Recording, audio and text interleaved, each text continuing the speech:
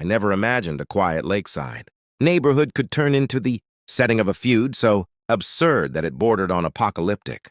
Yet here I was on the first Saturday of June, staring at the receding shoreline of Willowglass Lake while the HOA board members smirked from their golf carts.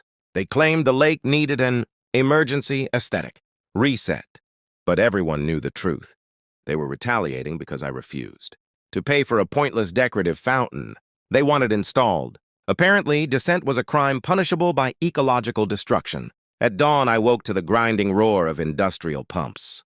By the time I pulled on boots and rushed outside, the water level had already dropped by several feet. Fish flopped helplessly on the exposed mud, and the cattails bent as if bowing in grief. My property line extended far into what had been the lake bed, so the loss hit me harder than anyone. But the HOA seemed pleased with themselves, especially Carl, their self-appointed emperor, who believed every blade of grass belonged to him by divine right. Neighbors gathered, whispering in disbelief. Some begged the board to reconsider. Others recorded videos for social media, hoping public shame might stall the destruction. Nothing worked. The pumps kept growling, draining the lake like a bathtub. I felt powerless, but anger crackled through me like static on a stormy night. If they wanted a war, fine. By noon, the lake had transformed into a barren crater streaked with dark furrows of mud. The air smelled of decay and metal. The board gathered to admire their handiwork, leaning on their pristine electric carts as though viewing modern art. That's when the ground began to tremble. First a faint vibration, then a violent shudder that made people stumble. Carl shouted, "What the hell is that?" But before anyone could answer, the earth beneath the mansions on the opposite shore slumped forward. Without the water's support, the soil had liquefied under the weight of their massive stone and glass palaces. One gave a groaning sigh like a wounded beast, then tilted nose first into the muck. Within seconds, two more slid after it in a slow, catastrophic cascade. Screams erupted. People scattered. I stood frozen, stunned not by the destruction, but by the poetic justice unfolding before me. The HOA had drained the lake to spite me, and now their million-dollar monuments were being swallowed whole by the hungry mud. As the tremors intensified, I backed away from the trembling shoreline, my heartbeat pounding like a warning drum. Neighbors cried out for help, yet no one dared approach the sinking structures. The mud churned, swallowing railings and windows with indifferent hunger. This disaster was only beginning. Chaos echoed across Willowglass shores for hours after the mansions sank into the mud. Emergency crews arrived in waves, sirens blaring, boots sinking, radios crackling with barely restrained panic. But despite all the noise, the HOA board tried to keep suspiciously quiet. Carl, now splattered with mud from his earlier stumble, barked orders to anyone who would still listen, insisting that the collapses were a freak geological event, unrelated to routine lake maintenance. Of course, no one believed him. Reporters eventually pushed through the police barricades, their cameras fixated on the half-swallowed mansions. The whole debacle trended online under hashtags like Mud Mansions and Ho from Hell, when local news stations ran slow-motion clips of the houses tipping forward like doomed cruise ships. The board's credibility dissolved faster than the lake bed. Still, Carl clung to the last scraps of control. "We had authorization for the draining," he declared in a shaky voice during an impromptu press conference on my driveway without my permission, naturally. The lake was experiencing algae overgrowth and immediate action was required. His attempt to spin the narrative failed spectacularly. A wildlife officer stated live on camera that algae levels had been normal and stable. Several neighbors stepped forward, angrily recounting the HOA's petty crusade against me for rejecting their fountain scheme. One even produced a copy of the last HOA meeting minutes in which Carl allegedly joked about teaching me a lesson. As the public scrutiny intensified, the board members began fracturing. Marla, the treasurer, broke down sobbing and admitted she had warned. Carl, the soil beneath the mansions, was unstable without the water's support. She claimed he dismissed her concerns as fear-mongering and threatened to remove her from the board if she didn't fall in line. Her confession lit the community like a fuse. By the next morning, structural engineers had arrived. Their preliminary assessment was damning. The rapid draining caused the surrounding soil to behave like quicksand under extreme weight. The ground failure that swallowed the mansions was, in their words, entirely preventable. The HOA's lawyer demanded everyone refrain from speculation, but the truth was already sprinting ahead of them. Residents gathered on the sidewalks, watching workers cordon off the destruction zone. Conversations buzzed with anger, fear, and a strange sense of justice fulfilled. While Carl retreated into one of the surviving mansions to avoid reporters, I stood on my reclaimed shoreline, staring at the muddy remains of what once symbolized the board's arrogance. I knew this was far from over. People wanted accountability. Insurance companies demanded answers. And beneath all of it, I sensed the board plotting a final, desperate move to save themselves.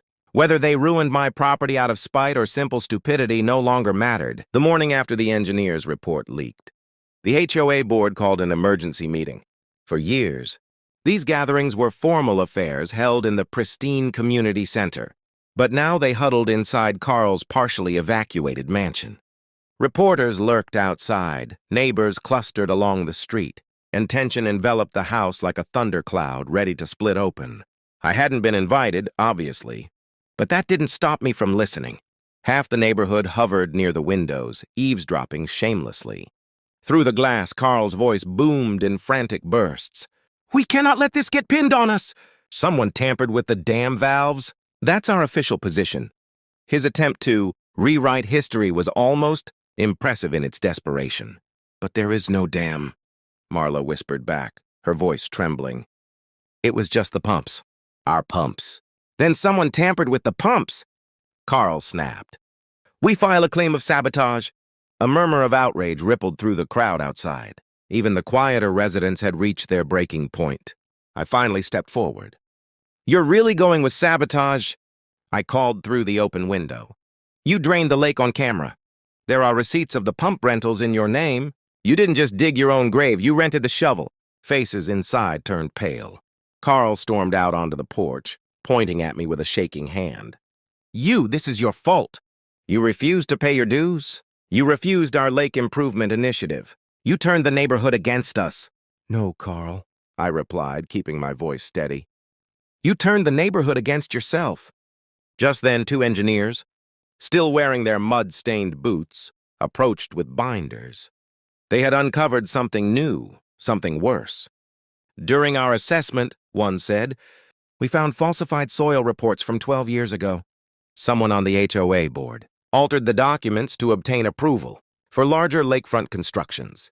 The real reports warned that the shoreline couldn't support heavy development without water stabilization. A gasp spread through the crowd. The implication hit instantly. The lake wasn't just scenery, it was structural support. And the board had hidden this for more than a decade. Marla collapsed into a chair, sobbing again. Another board member bolted for her car but was blocked by residents, demanding explanations. Carl sputtered. "That paperwork was before my time." "That's a lie," one engineer replied calmly. "Your signature is on the approvals." The community erupted. In the chaos, Carl tried to flee back indoors. But his mansion gave a deep, ominous groan. The ground trembled beneath his feet. People screamed as the soil began to shift again. The lake wasn't done reclaiming what was taken. The tremor that rattled Carl's mansion sent people bolting in every direction. A deep crack split along the property line, spiderwebbing across the yard. Carl stumbled backward, shrieking as patio tiles slid toward the widening fissure. Rescuers dashed forward but hesitated at the threshold. No one wanted to risk being swallowed next. "Get out of the house!" someone shouted. But Carl ignored them. He sprinted inside, kicking the door shut behind him. Through the windows, we saw him scrambling frantically, grabbing armloads of binders and stuffing them into a duffel bag. Even with the ground collapsing, he was still trying to hide evidence.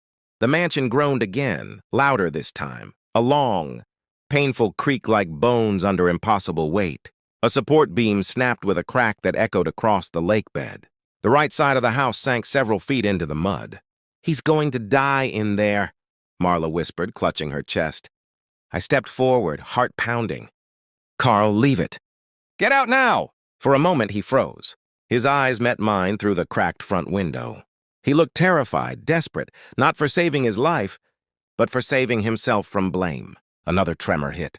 The house lurched sideways, flinging Carl across the floor. The duffel spilled open, papers flaring like frightened birds. He crawled toward the door, mud oozing through the widening gaps in the floorboards. Finally, as the foundation gave a final shudder, Carl threw the door open and stumbled out.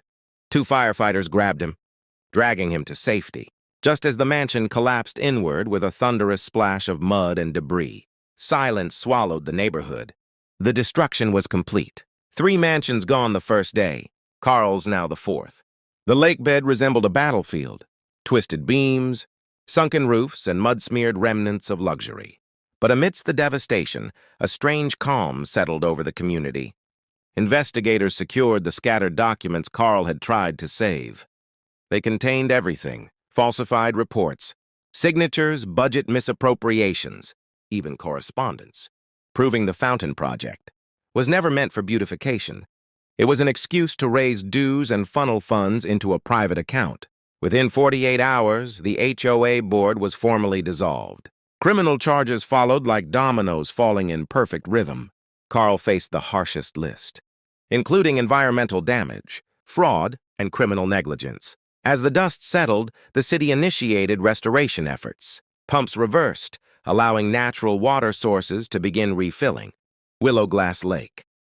The process would be slow, but the community volunteered eagerly. For the first time in years, neighbors worked together, repairing, rebuilding, forgiving. I stood on the emerging shoreline one evening, watching the returning water shimmer beneath the setting sun. The lake was healing. So were we. The HOA had drained the lake to spite me. But in the end, the only thing they destroyed was themselves.